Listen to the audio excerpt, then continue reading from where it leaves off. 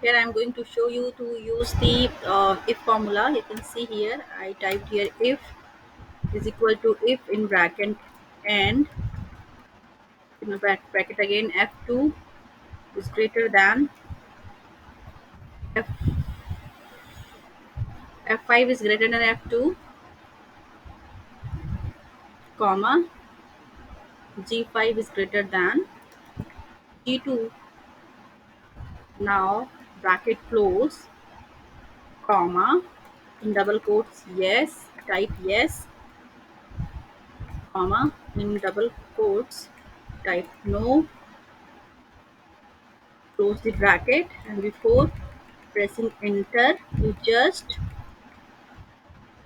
type dollar before f and 2, and again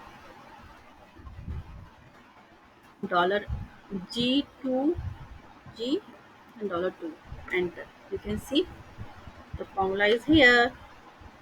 Thank you for watching.